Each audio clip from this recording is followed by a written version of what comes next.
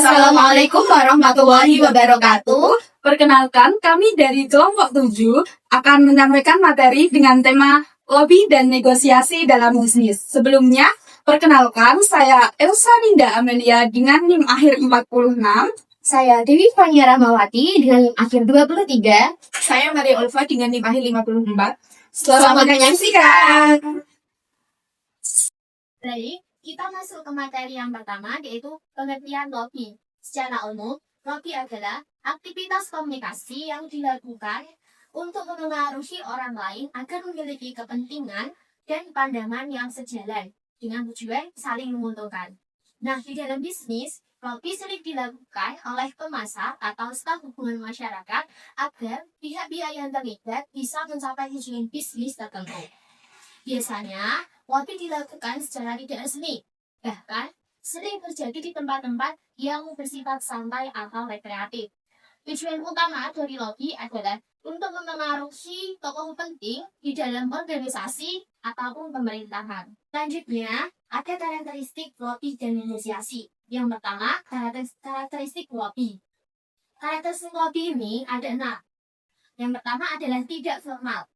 Lobby dilakukan secara tidak resmi, artinya tidak harus melalui pertemuan formal, dan seringkali dilakukan dalam suasana santai, seperti saat makan siang, pertemuan di luar kantor, atau bahkan menghadiri acara informal. Yang kedua adalah bentuknya beragam. Lobby tidak memiliki bentuk komunikasi yang baku. Bisa berupa percakapan ringan, obrolan singkat, bahkan surat pribadi, dan pesan tertulis lainnya. Yang terpenting adalah maksud dan tujuan dari komunikasi tersebut. Yang ketiga, ada fleksibel dan di segi waktu dan tempat. Tidak ada aturan khusus mengenai waktu pelaksanaan lobby. Asalkan suasananya kondusif dan memungkinkan untuk berbicara dengan nyaman, maka lobby bisa dilakukan kapanpun dan dimanapun. Yang keempat, pelakunya bervariasi. Siapapun dapat melakukan lobby, tidak hanya pejabat pemerintah, tapi juga pelaku bisnis, aktivis, tokoh masyarakat, dan siapa saja yang memiliki kepentingan tertentu. Yang kelima, dapat melibatkan pihak ketiga.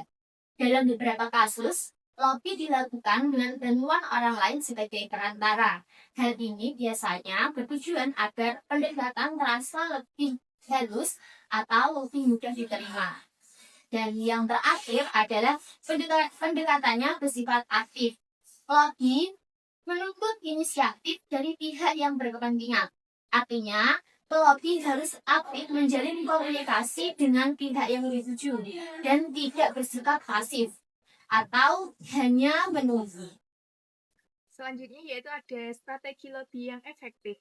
Lobby merupakan sarana komunikasi yang bertujuan untuk memengaruhi pihak lain agar mendukung kepentingan tertentu. Untuk mencapai hasil yang optimal, terdapat beberapa strategi yang dapat dilakukan. Yang pertama yaitu ada lobby langsung. Strategi ini dilakukan melalui pertemuan tatap muka atau virtual. Metode ini sangat efektif karena memungkinkan komunikasi secara terbuka, penjelasan yang jelas, serta klarifikasi yang cepat ketika terjadi kesalahpahaman. Yang kedua yaitu pendekatan transaksional. Strategi ini didasarkan pada prinsip saling menguntungkan, di mana pihak yang lain memberikan dukungan, sedangkan pihak yang lainnya memberikan imbalan yang sepadan. Yang ketiga yaitu pendekatan networking. Pendekatan ini menitik beratkan pada relasi jangka panjang, walaupun hasilnya tidak terlihat langsung jelas, tetapi jaringan yang luas akan mempermudah terciptanya kerjasama dan dukungan di masa yang akan mendatang. Yang keempat yaitu ada identifikasi stakeholder dan target yang tepat. Lobby akan lebih efektif jika diarahkan kepada pihak yang memiliki pengaruh dan pengambilan keputusan. Dan yang terakhir yaitu ada komunikasi persuasif dan beretika. Penyampaian pesan harus dengan bahasa yang sopan, logis, dan persuasif. Kejujuran serta etika dalam komunikasi perlu dijaga agar tidak menimbulkan kesan yang manipulatif. Oke, selanjutnya adalah pengertian negosiasi. Negosiasi merupakan proses komunikasi antara dua pihak atau lebih yang memiliki tujuan dan pandangan masing-masing, dan berusaha untuk mencapai kesepakatan bersama yang memuaskan semua pihak. Tujuannya adalah bukan untuk menang sendiri, tetapi untuk mendapatkan solusi yang membuat semua pihak merasa diuntungkan. Selain itu, menurut Kong, negosiasi juga dapat dilakukan untuk memperoleh keuntungan, menghindari kerugian, atau menyelesaikan permasalahan lain. Karakteristik negosiasi mengacu pada pendapat Darren Rogers, karakteristik negosiasi ada 6. Yang pertama, melibatkan dua pihak atau lebih, bisa individu, kelompok, atau organisasi. Yang kedua, ada perbedaan kepentingan. Pihak-pihak terlibat memiliki tujuan berbeda yang ingin dicapai. Yang ketiga, menggunakan pengaruh. Masing-masing pihak mencoba mempengaruhi agar mendapat hasil yang lebih baik. Yang keempat, menyukai kesepakatan daripada konflik. Mereka lebih memilih mencari solusi bersama daripada terus berselisih. Yang kelima, saling memberi dan menerima. Prosesnya melibatkan kompromi dari dua belah pihak agar mencapai titik temu. Dan yang keenam, mencakup aspek nyata dan tak terlihat. Hasil bisa berupa kesepakatan tertulis seperti harga, serta faktor psikologis seperti rasa saling percaya atau motivasi yang mendasari negosiasi. Selanjutnya yaitu ada strategi negosiasi yang efektif. Negosiasi merupakan suatu proses interaksi yang bertujuan mencapai kesepakatan bersama antara pihak-pihak yang memiliki kepentingan yang berbeda. Agar negosiasi berjalan efektif, terdapat beberapa strategi yang dapat dilakukan. Yang pertama yaitu ada win-win solution. Kesepakatan yang baik adalah kesepakatan yang memberikan manfaat bagi semua pihak. Pendekatan win-win menjaga hubungan bisnis agar tetap harmonis karena tidak ada pihak yang merasa dirugikan. Yang kedua ada kompromi. Dalam kondisi ketika kepentingan bertentangan, kompromi menjadi alternatif yang paling tepat. Setiap pihak mungkin perlu mengurangi beberapa atau sebagian tuntutannya, namun hasil akhir akan tetap diterima bersama. Yang ketiga yaitu ada persuasi. Negosiasi menuntut kemampuan meyakinkan pihak lain melalui argumen yang logis, data yang akurat, serta relevansi dengan kepentingan lawan negosiasi. Dalam dunia bisnis yang sangat kompetitif dan terus berubah, kemampuan untuk melobi dan bernegosiasi menjadi salah satu keterampilan yang wajib dimiliki bagi setiap pelaku usaha. Lobi dan negosiasi bukan sekedar tawar-menawar saja, tetapi juga bentuk komunikasi yang strategis yang bertujuan untuk mencapai kesepakatan yang saling menguntungkan antara dua belah pihak atau lebih. Ada beberapa faktor penting yang harus kita perhatikan agar lobi dan negosiasi berhasil. Yang pertama, kredibilitas atau kepercayaan. Kepercayaan adalah kunci utama dalam setiap negosiasi. Seorang negosiator harus mampu menunjukkan kejujuran, integritas, dan profesionalisme. Jika lawan bicara percaya bahwa kita bisa kompeten dan bisa dipercaya, maka proses komunikasi akan berjalan lebih lancar. Yang kedua, yaitu kemampuan berpikir logis dan argumentatif. Dalam negosiasi, logika dan bukti nyata sangat dibutuhkan. Argumen yang kuat, didukung oleh data dan fakta, akan membuat lawan bicara menjadi lebih mudah menerima.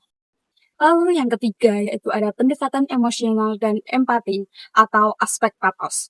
Negosiasi tidak hanya soal logika saja, tetapi juga perasaan. Seorang negosiator perlu menunjukkan empati dan perhatian terhadap pihak lain, agar terbangun suasana yang hangat dan penuh kepercayaan, seperti percakapan santai, pertemuan non-formal, atau sekedar berinteraksi lewat media sosial yang memperlancar proses negosiasi. Yang keempat, ada kemampuan membangun jaringan atau networking. Dalam dunia bisnis, jaringan yang luas menjadi modal penting untuk melobi maupun bernegosiasi. Hubungan yang baik akan membuka peluang kerja sama. Yang kelima, yaitu persiapan dan perencanaan yang matang. Setiap negosiasi yang berhasil pasti diawali dengan persiapan yang baik. Pelobi harus mengenali siapa lawan bicaranya, memahami kebutuhan mereka, serta menyiapkan strategi dan argumen yang sesuai. Selain itu, penting juga memilih waktu dan tempat yang tepat, menyiapkan tim yang solid, serta mengantisipasikan hambatan yang mungkin muncul selama proses negosiasi. Yang keenam adalah fleksibilitas dan kemampuan beradaptasi. Dalam negosiasi, situasi bisa berubah kapan saja.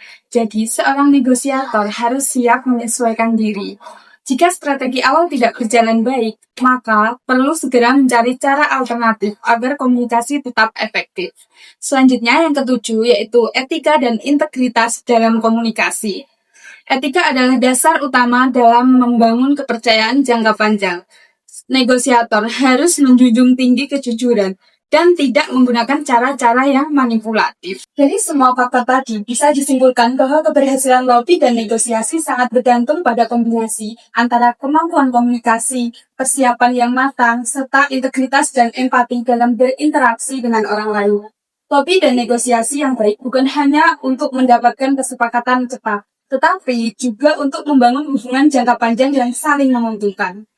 Sekian penyampaian materi dari kelompok kami. Kurang lebihnya mohon maaf dan terima kasih. Wassalamualaikum warahmatullahi wabarakatuh. Eits, tunggu dulu. Halo, selamat siang Pak Reza. Halo, selamat siang juga. Ada yang bisa saya bantu? Saya ingin menanyakan, rumah yang Pak Reza jual. Oh iya, rumah itu memang saya jual, dikarenakan saya akan pindah keluar kota. Wah, pas. Saya lagi mencari rumah untuk ibu saya. Kira-kira berapa harga rumah yang Pak Reza akan jual? Ya, sekitar 250 juta, karena rumah itu sudah lengkap dan dijamin nyaman. Wah, tidak bisa kurang dikit ya Pak Reza. Kalau 230 juta bisa gapak karena dana saya cuma segitu. Atentu, bisa kalau Ibu Sisi berminat untuk membelinya dan ingin menepatinya dengan cepat dikarenakan saya minggu depan sudah pindah keluar kota. Kapan Bu Sisi akan menempati rumah itu? Biar saya rapikan lagi rumahnya. Ya, kemungkinan besar saya dan ibu saya akan menempatkan secepatnya. Baiklah soal harga tadi, gimana Bu Sisi? 230 juta ya Pak Reza. Soalnya saya punya dana segitu. Bagaimana Pak Reza? Okelah Bu, dengan Ibu Sisi saya jual segitu, karena saya akan pindah minggu ini.